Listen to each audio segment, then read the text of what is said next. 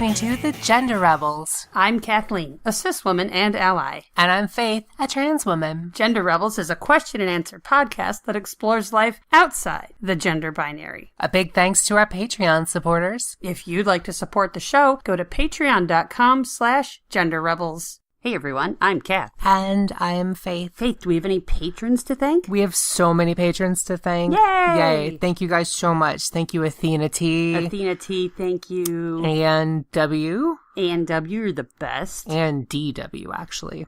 Ooh. Paley. Paley Q. Paley Q, thank you. Elizabeth L. Elizabeth, thank you so much. Quincy. Quincy. There's more. What? Paula. Paula? Yeah. How did we get so lucky? We have great listeners. You guys are the best. We really, really appreciate it. Hey, Faith. Yeah? I got a question. Yeah, what's your question? Do you remember when we were at the Trans Wellness Conference and an awesome listener came up to us when we were taking photos by the trans flag background? Yes, it was very nice. It was very awesome. First of all, thank you to everyone who came up to say hi to us at the conference. That was so, so great. But she had a really great question. Do you remember? Yes, but why don't you ask the question because that's our format. Please don't deviate. Apologies for the deviation from the format. The question was about interviewing, job interviews, or starting new jobs. Do you say during the interview that you're trans, or if you don't and you start the new job, how soon into the new job? When does this come out? Assuming you're not going to be stealth. Obviously, if you want to be stealth, that conversation never happens if you have any control over it. Yeah. But for someone who, is living their life and isn't necessarily bringing it up in every conversation, but it is part of your life, what's the right time to bring it up at work? That's so tricky because it's going to depend on so many factors. Mm-hmm. So let's say you are already transitioned. Mm-hmm. Let's start with that. You've already transitioned, you're living full time, your job sucks, and you want to go apply for a new job. Mm-hmm. So you're going to the interview.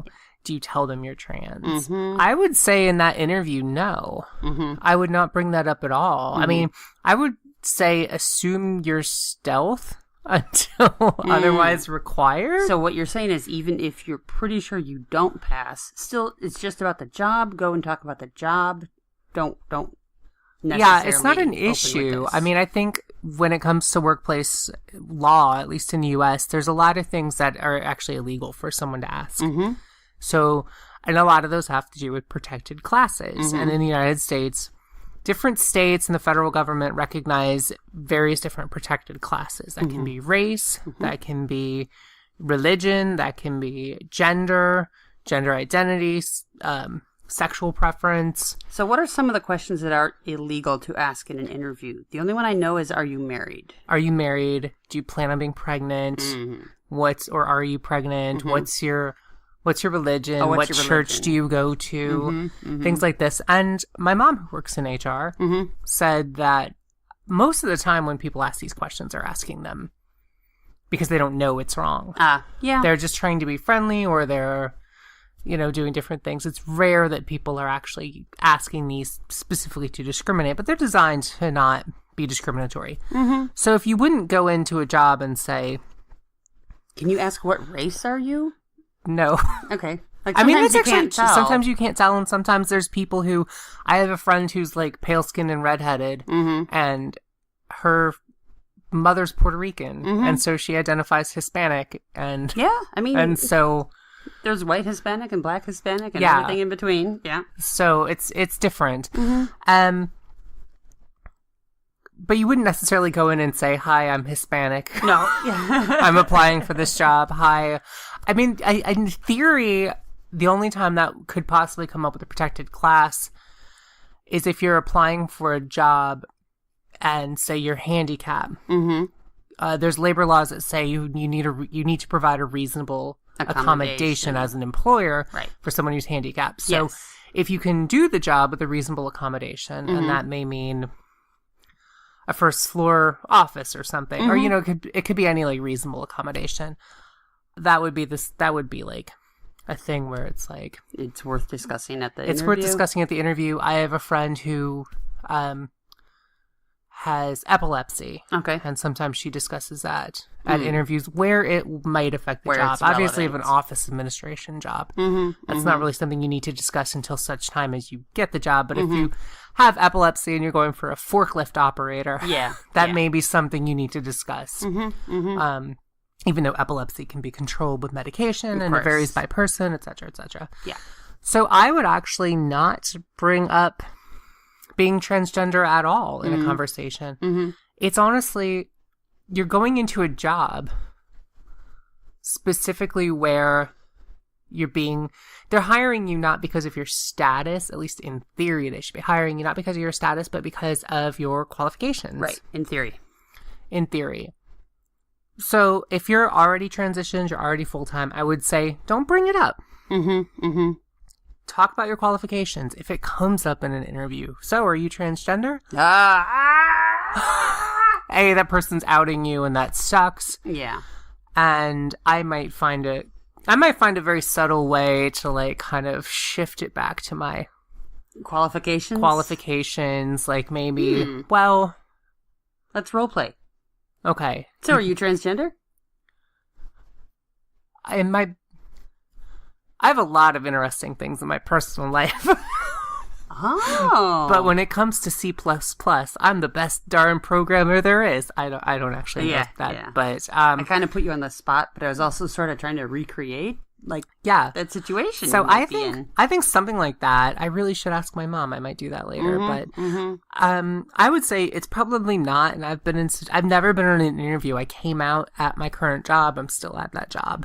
I've never been on an interview where I presented trans, but then, I have a feeling, and then I've been in situations similar to a job interview, such as a doctor's office, where it hasn't come up, where people just don't bring it up unless it needs to be brought up. Sure.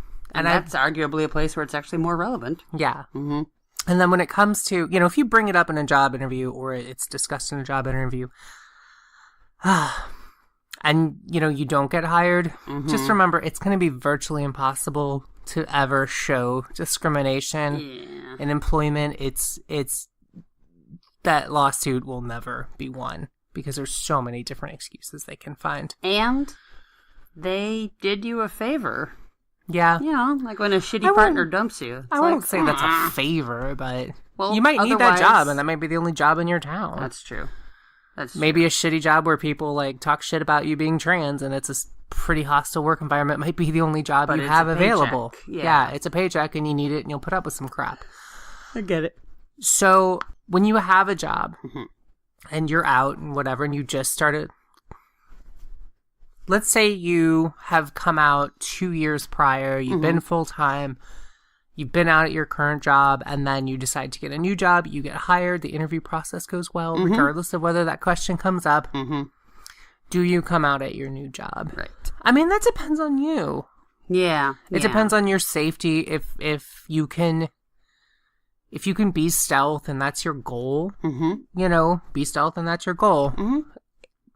If you want to be open and honest with people, that's another option. It may depend on your safety. You've got to be safe. If it's potential hostile work environment, if there's potential issues, it depends. You have to use your own good judgment. And I feel like everyone who's listening to this and everyone who's going to possibly be in this situation is acutely attuned to that in the workplace. Like, do they make fag jokes? No. Okay, but they do make tranny jokes. Okay. And figuring out who you need to work with, who you need to get along with, who's giving you a hard time, assessing the situation. I think you guys know this calculation that Faith is talking about. Yeah. If it's an office where people are cool, or a mechanic's shop where they don't even care about stuff like that, or wherever it is you work, when it's appropriate, bring it up if it's relevant to the conversation, and Some people wear their status as a source of pride, and the idea that is they don't want to hide that. They don't think they should have to. And again, if that's, you look at your situation and you can say, I can be safe. I can not be in, I'm not risking losing my job or some other form of discrimination. Yeah, be out and proud. But other people may need to keep it on the down low. Yeah, which, there's no fault in that. And you're going to make your own decision based on your assessment of the situation. Yeah, and one thing we should add, that if you are in a hostile work environment or you are getting shit because you're trans or there's rumors or gossip or other kinds of things, I'd say if there's rumors or gossip, just ignore it. Just deal with it. It sucks. Document. Document. Dates, everything. Times, names. Email it to yourself. Yeah, if you've got a Google Drive, you know, if you work at a desk with a computer, Google Drive that. Keep it on your phone. Keep a thing handy where you can always add. I've had a coworker who I've been told by other people, including his own supervisor, that he's an ass. Interesting. Yeah, and he intentionally misgendered me a couple times, and I've documented it. And if he does it a third time, having a meeting with his supervisor in HR, or however we want to do it. But you've got to document this stuff, because even in even in an office where you're well respected, where everyone appreciates you and the work you do, there can still be jackasses. Oh, and all it takes is one. Yeah, and this makes your life at work miserable. Work is already miserable. Yeah. It should only be miserable because of the work, not because of the people. Not because of discrimination. Exactly. So you may end up having to, at some point, even if you're trying to be stealth, if there's rumors, if someone, say, finds your old blog on Wayback Machine, or God knows what, or finds an old Facebook photo that you're, you're still tagged in, or something like that. There's some ways people could find out, and that sucks. HR might, end up getting your name change paperwork or something, and or might need to see old files or your health insurance or your what. Student transcripts. Yeah. And I know HR people are supposed to be, what's the word I'm looking for? Treat things neutral and confidential. Yeah, but you never know. You never know. So in that case, you may end up having to come out to your boss or the head of HR, because that is a discrimination issue. Sadly, in the United States, in the federal government, gender identity is not a protected class. That sucks. That should change. Please go fucking vote in November. Yes. Even though it's not a presidential election, these are very important. Yes. Vote. And in certain states, in New York State, for instance, where Kath and I live, it is a protected class. On the state level. On the state level? Yeah. So your state might be cool and have it as a protected class. You might not. Yeah. I mean, New York also has genetics and, carrier status. Carrier status? Yeah. Okay. Which is a disease carrier. Yeah. So that can't... Or a genetic carrier. Yeah. Can't be discriminated against for that. So different states vary, and you're going to have to look it up, because there's... How many states are there now? Like 100? There's 103. 103. States 102, because Pluto. Right, 102. They got rid of We're Pluto. down to 102 now. Yeah. I always forget that one. But, you're going to have to look it up in your own state, because we don't actually know every state's situation. But, so let's look at another option. Let's say you're going for a job interview, and you're like, all right, I'm really going to come out full-time. I'm coming out full-time on March 4th, and you've set that, and you're like, all right, fine. I've been on hormones for a while. I'm sick of this. I've got my name change stuff, and I'm ready to go. Ooh, perfect job opportunity. Oh! Okay. So this gets tricky. Yeah. This is where it gets really tricky. So you could choose to present as your preferred gender, or as, what's the best term to use there? I hate to say preferred. It makes it sound like it's just a random Assigned, preference. or your real gender. Okay. You can continue to wear the costume of the gender you were assigned, or you can actually be yourself. Yes. So it depends. I mean, because you do end up with situations where your name is going to be on all those documents. You can get a job as your real self, and then your old dead name, or your soon-to-be dead name, might be on that paperwork, and that's going to be tricky. And you're going to have to deal with that situation. If it is the perfect job interview, and you've just barely started... Yeah. It's like time limited, all the best opportunities are only available for a blink of a moment, right? I'm tempted to kick the transition part down the road another couple of months and just go as the costume. Yeah, but then it gets tricky because you're going to be, like, let's say you're going to be at a job for 3 months and then you're going to come out, like... I mean, it's not ideal. It's not ideal. You do want the job. You do, but when I came out of my job, I wanted to be bloody well sure that I was secure in my job before I transitioned. Oh, I see what you're saying. And I'm not the only one. I've heard from other people that other people are like, yep, I came out the day after I got my performance review. After the performance review. Made sure I had a good performance review, and then I came out. Yes. So, yes. And I actually keep a file on Google Drive and my own personal paper file of like every single good performance review, every raise or promotion I've gotten, just to like document that. So in case you might get a new boss who's a complete transphobe and you may end up getting discriminated against, and that is really good to prove that. Yeah. So coming out when you've only been like on a job for 3 months, you're brand new at a job.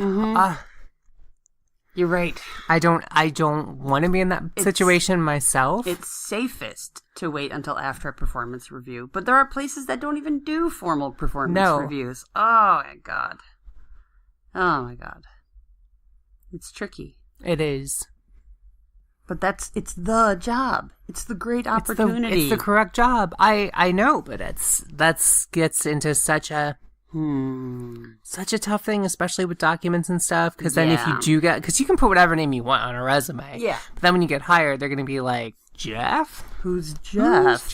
Yeah. I mean, this is actually one thing that really annoys me about transition and preferred names is that people who haven't legally changed their name say they're like Bob, and you know they're going to change their name to Karen, or they're Mary and they're going to change their name to Steve or whatever. And like your work is like, well, we can only use your legal name. Yeah, we're going to have to do all this paperwork. Meanwhile, Thomas Joseph over there is going by TJ, and like the other guy's going by Junior, and like what the hell? And like meanwhile, Beth is going by her middle name because she's Annabelle Beth, you know, and no one gives a shit about that. But I mean, they weren't hired that way. They were hired under their legal name, and they're like, oh, by the way, I go by this. Yeah, which you should be able to do. You should be able to be like, my legal name is Jeff Thomason, and I go by Karen. Yeah, and I would hope people would respect that. I would hope so too. But I've heard tons of people, multiple people say not tons of people, but multiple people say that like their job would not let them use any name other than their legal name when it came to transition. Yeah. But when it comes to nicknames, they'll do whatever you want. Yeah. All right, so I got sort of a related question. Yeah. Which is about a coworker who wants to show their support. Yes.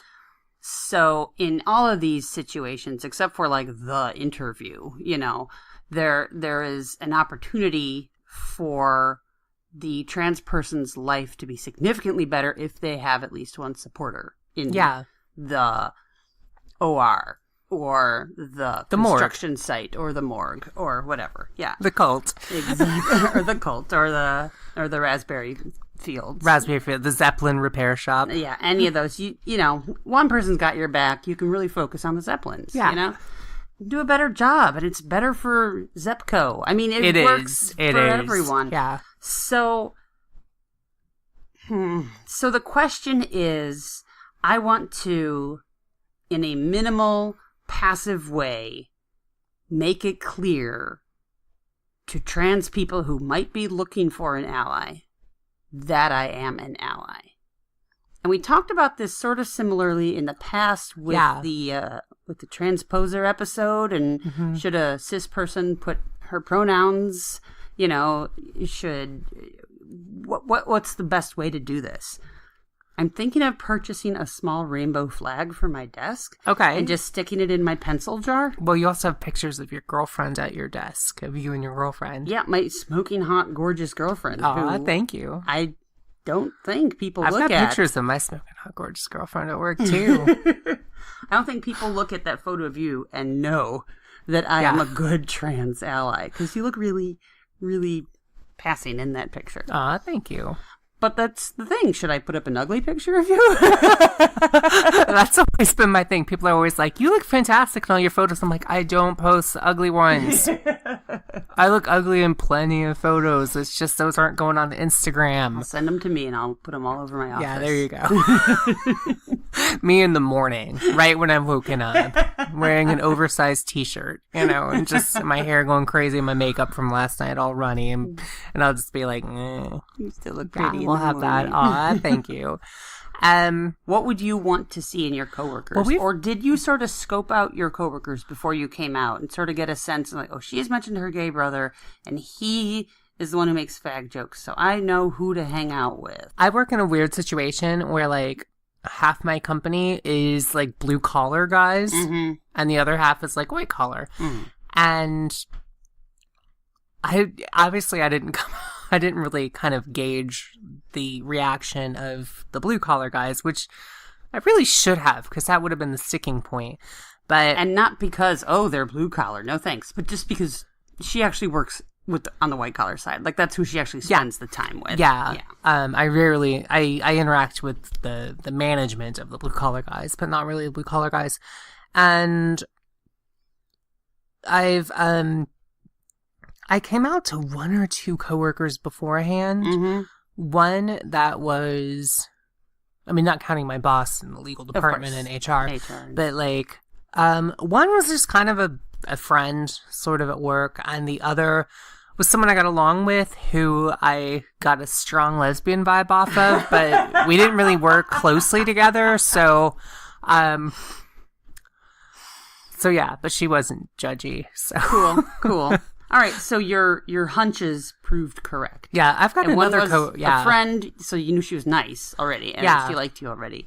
And the other, you were pretty sure was gay. Okay. Yeah, and so in that case, I did go well. So I did kind of feel that out.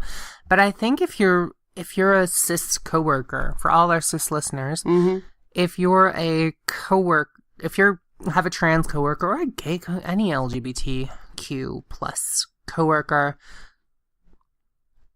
the most important thing is to stand up when you hear people say negative things. Yeah. And people can say negative things being mean. People can say negative things when they're kind of exasperated with the changing of times. Wah. No, I get it. But, like, people think to themselves, very few people think they're an asshole. And so when doing what you've always done your whole life, and then like suddenly these people are changing things up, and you're like, but wait, I'm not an asshole. Like, but now suddenly because I'm not keeping up with all this new lingo, I'm an asshole. That actually happened. That's actually true. And in our generation, when we're old, there's going to be new stuff like kids then are going to be like, gosh, you people are so backwards. Yeah. Count on it. We will. And so that just happens. And so people kind of get a little defensive because they're not trying to be mean in any way. They're just kind of like, I'm not a jerk. I don't treat people bad. But now I've got all these little people telling me, these little young people telling me that like the language I've used my whole life is suddenly wrong. And like, what's up with that? And people get a little defensive. And I get that, because some people are just assholes. Yes. And they're trying to be mean, and other people are not trying to be mean. They're just kind of confused, and confusion can breed some resentment and defensiveness. And in all those situations, stick up. Treat the second type of people, the confused, resentful people, defensive people, with kid gloves. And if it's possible to sort of disarm them and reassure them, and you're doing great, but it does matter. And it is sort of a big change, but you still, it does matter, and it's a big difference. And be stern with the assholes. Yeah. But I think that's the most important thing. And the other thing you can do is, like, I don't think you need to like go up to them and be like, hey, you're trans and I think that's awesome. The same way you wouldn't go up to your coworker and be like, you're African American and I support you. Rock on. I think you should have civil rights. That is, I mean, that's good. It's not good. Don't ever. No. I'm saying that's good intentions. That It's good that you think that way, but we don't go up and do that. Don't ever do that. Yeah. You sure are Asian. I'm glad you're not in an internment camp. Which I am glad that they're not. I am glad. But Every you don't do that. Every time I see an Asian, I think how glad I am that they're not in an internment I'm actually camp. against internment camps, just as a general rule. Bold statement. I know, going out on a limb here in the gender rebels. Wow. All right. So I think So it's just about standing. speaking I think up speaking up. when you I think need that's to. the most important thing. And then we've said this 100 times before. Treat them just like a normal person. Yes. That is the most important thing. Yes. Just treat them normal like you would anybody else. The good news is that's the easiest thing to Yes, do. it is. Just forget what's different or interesting about Yeah. them. Do your job, help them do theirs, be cool, be nice, joke around, and stand up to the bullies. Yeah. That is the best Ultimately, way all to... you have to do is be professional at your job. Mhm. Whether you're trans or cis or coming out, just be professional. Yeah. Be professional and respectful, and I think that gets you pretty far. And for our trans listeners, use your judgment and make your own decisions about whether it's safe to come out, whether it's smart to come out, and the timing of that. That's you're the one who's best equipped to make that judgment call. And if you have any other questions or anything that came up, or maybe I got a bad performance review, do I have to wait 6 months before I transition? Anything you're thinking like that, write us and let us know. Questions at Gender Rebels. We would love to hear more about the complexities of this kind of question. Yeah, and if you came out at work, we'd love to hear how that went. Mm-hmm. Mm-hmm. Because- Or during an interview, someone asked you during the interview. Yeah. Or just said, oh, so you're trans, right? And then what did you do? How did you cope with that? I had that happen with a therapist. You never saw her again? And I never saw her again. So she flunked her job interview. She did. So a lot of people aren't going to know. Like we said, people aren't necessarily going to know what questions are or aren't appropriate in a job interview. Be professional, be respectful, but most of all, keep your safety in mind and keep your well-being in mind. Can you say, I respectfully decline to answer that question? Or you're in a job I think interview, that's just going to come out badly. Yeah, I think you have to think of an pivot. You have answer. to do the politician pivot, where if you get asked one question, you want to answer another one, you have to come up with a good pivot. I could talk about my personal life for hours, but it's important that we cover that journal article I published last month. Yes. Something like that. I think, yeah, depending on how it is, or just say yes, or, that doesn't affect my work, or, and I, or yes, but that's taught me to be strong, or, you got to come up with that. How about it's a long story? I like that. Which is neither yes nor no, yeah. but in a way is like, this is going to derail. Or turn it back into a question. Are you transgender? And you say, well, what's your organization? Does your organization have LGBTQ employees? And what are the policies? What are the towards them? policies? That's yeah. kind of like saying yes, though. But you're not saying yes. It's true. I'm going to ask my mom this question, and we're going to do it on another episode. Yeah. Because I would like to get an HR person's perspective. I've interviewed multiple people. It never came up. Honestly, I should hope, if you're interviewing, I should hope it didn't come up. yeah, but I got my TransStar Lord. that other people don't have. Transmission. I've got that other people don't have, but I wouldn't bring it up because that's like, Right.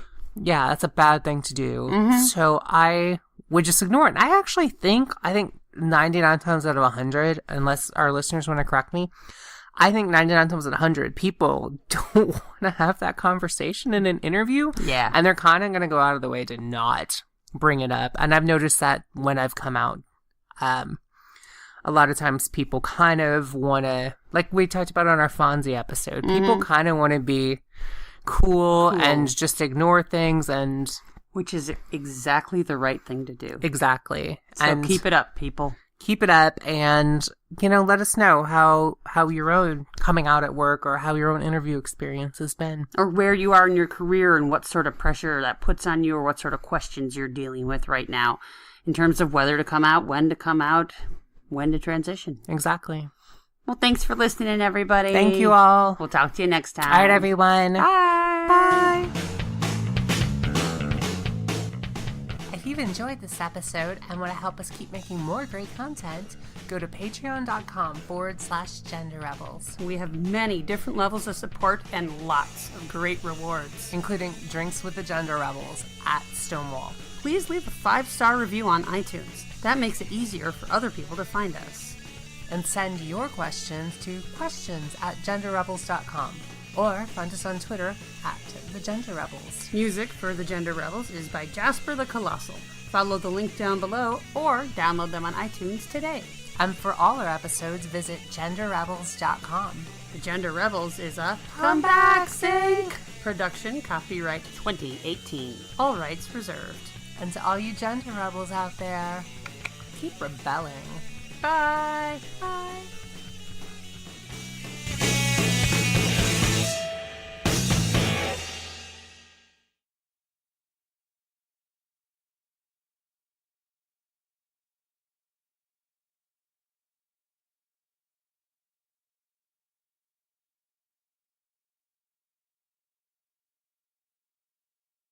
We have great listeners. You guys are the best. We really, really appreciate it.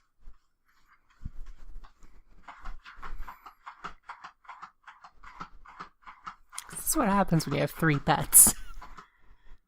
I'm glad he's using the litter box. Dogs fighting out there, cats using a litter box. And here we have a menagerie. All right. Hey, Faith. Yeah? I got a question. Yeah, what's your question?